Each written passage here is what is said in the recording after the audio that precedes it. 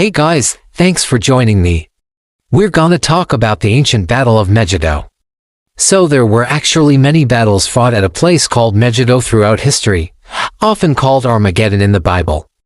But we're going to be talking about the one in the 15th century BC between the Egyptians and various Canaanite and Syrian forces.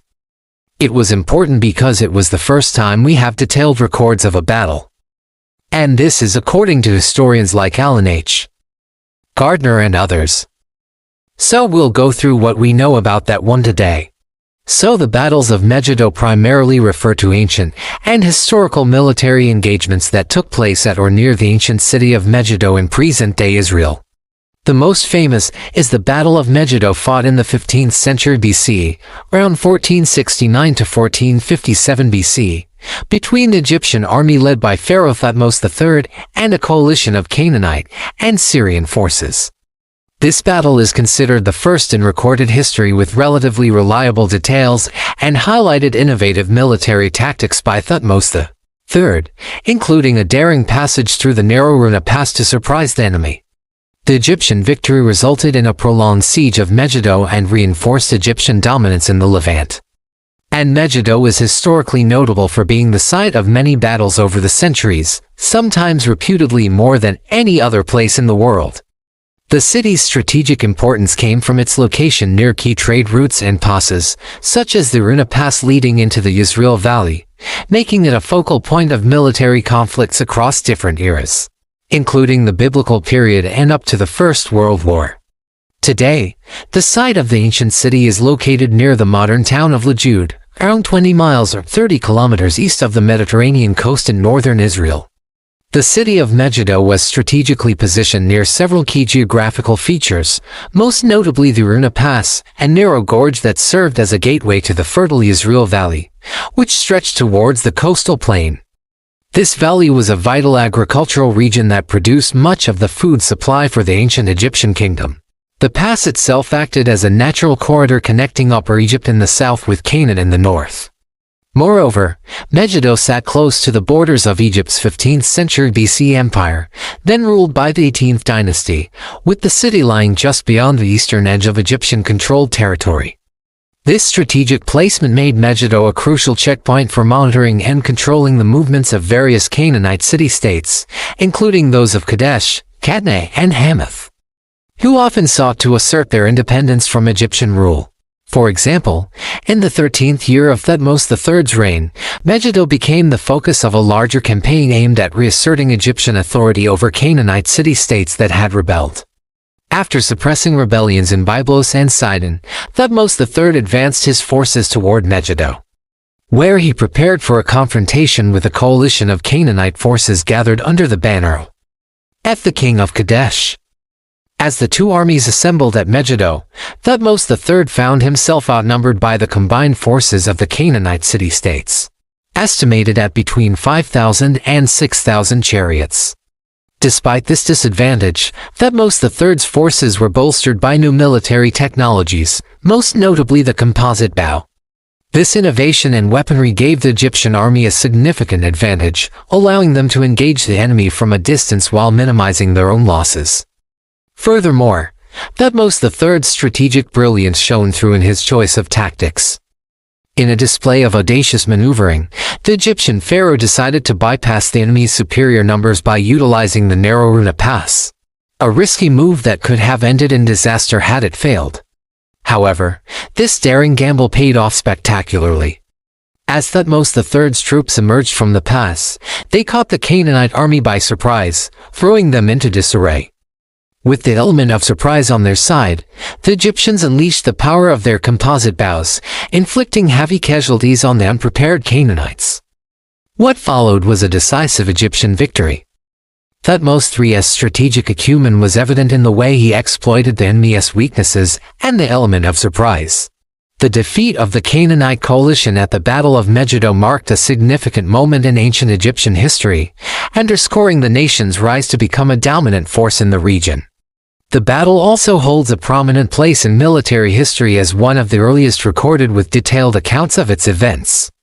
Thutmose III's triumph at Megiddo was not only a tactical masterpiece, but also a prelude to a new era of Egyptian supremacy in the Levant. Following the battle, Thutmose III's forces laid siege to Megiddo for 7 long months, eventually forcing the city to surrender in 1457 BC. The importance of the battle in ancient military history cannot be overstated. It was the first battle where we have such detailed records of the engagement, complete with information about troop deployments, battle strategies, and even casualty numbers. These details are preserved on the walls of the Karnak Temple in Luxor, Egypt, forming one of the earliest known examples of war propaganda. On these temple walls, Thutmose III boasts of his victories, providing us with an invaluable first-hand account of this pivotal engagement. The Battle of Megiddo demonstrated the growing complexity of warfare during the Late Bronze Age. The presence of chariots, composite bows, and organized military formations point to a level of sophistication not seen in earlier conflicts. Thutmose III's decision to utilize the Runa Pass highlights the importance of understanding the terrain and exploiting natural features for strategic advantage. This emphasis on maneuverability and surprise attack was a departure from the more straightforward frontal assaults seen in earlier periods. The aftermath of the battle solidified Egypt's position as a regional superpower, extending its influence deep into Canaan. The subjugation of Megiddo and the surrounding city-states brought valuable resources and strategic depth to the Egyptian empire. The battle also introduced us to some unique military innovations, such as the composite bow. This type of bow, made from the curved wood and horsetail, was a significant improvement over earlier bows, offering greater range and accuracy. Its use at Megiddo showcases how technological advancements can play a crucial role in the outcome of battles. Moreover, the Battle of Megiddo offers insights into the social and political structures of ancient Egyptian society.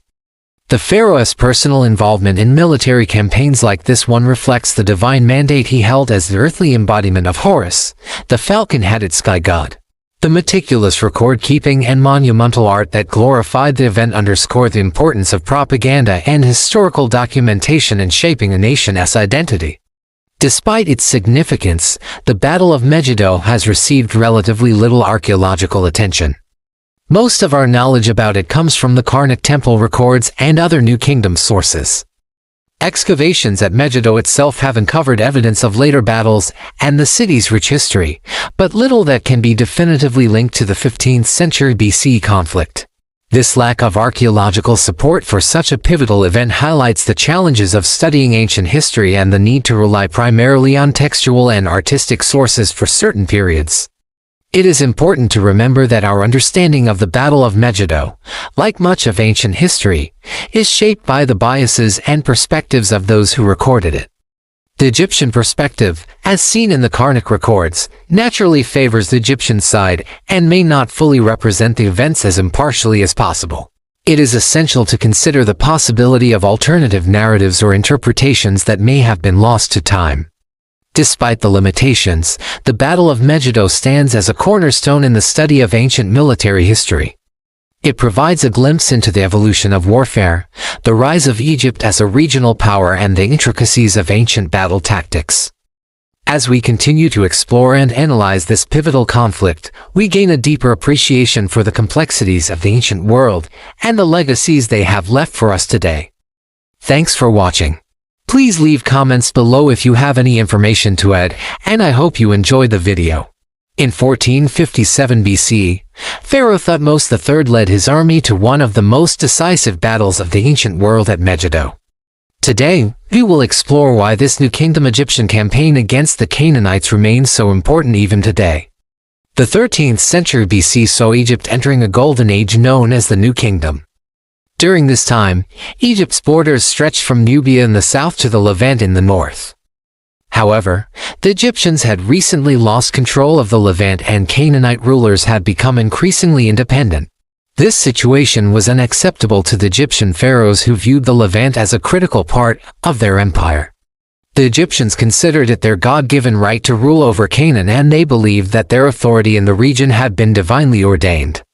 So in order to restore Egyptian dominance and punish the rebelling Canaanites once and for all, Thutmose III would lead his army northward.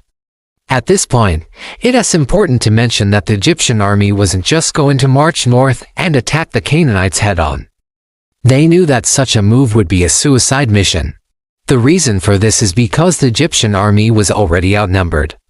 As the Egyptian army marched north, they received word that several Canaanite kings had united their forces and were waiting for the Egyptians at the Megiddo Valley in modern-day northern Israel.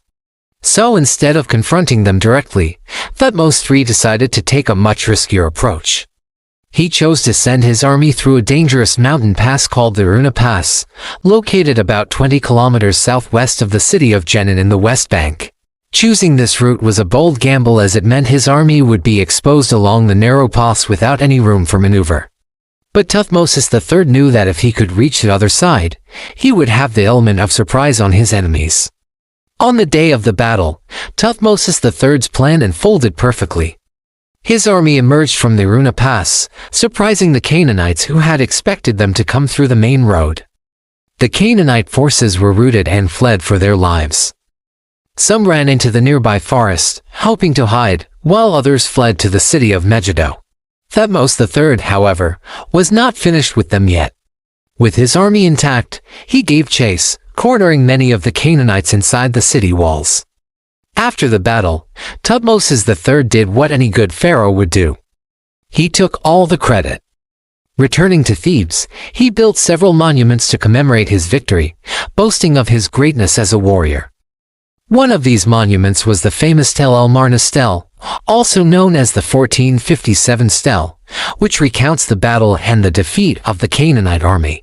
According to the inscription on the stele, thousands of chariots and infantry were destroyed, and hundreds of chariots and alive captives were taken. Following the battle, Thutmose III laid siege to Megiddo where the remnants of the Canaanite army had fled. The siege lasted for 7 to 8 months, according to various historians.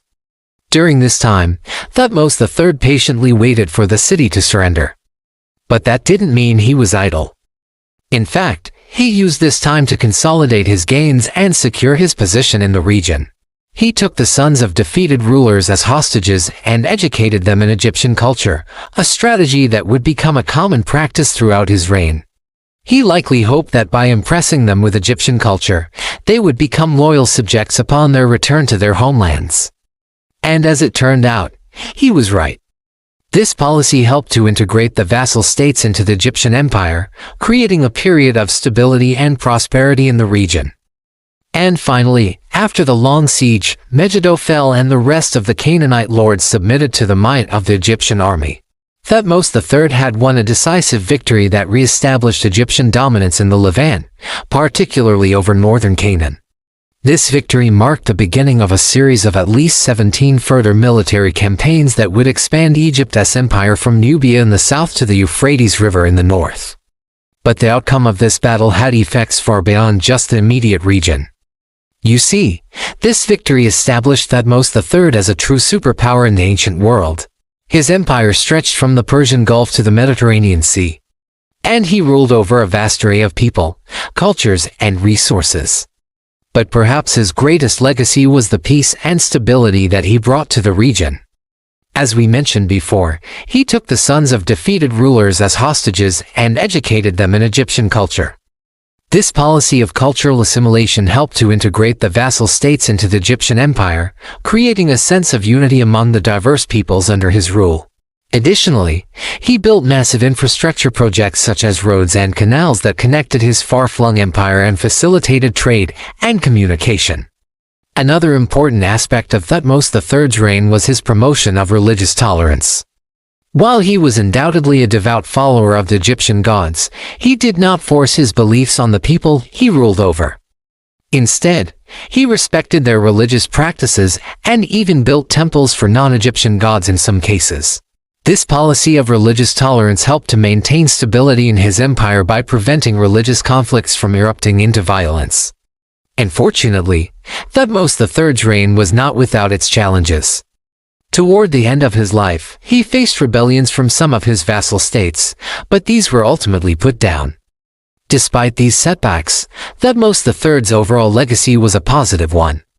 He is remembered as one of the greatest pharaohs of ancient Egypt, known for his military victories, administrative reforms, and promotion of cultural and religious tolerance. His reign marked a golden age in Egyptian history, and his accomplishments continue to inspire awe and admiration today. The Battle of Megiddo played a significant role in shaping the course of ancient history.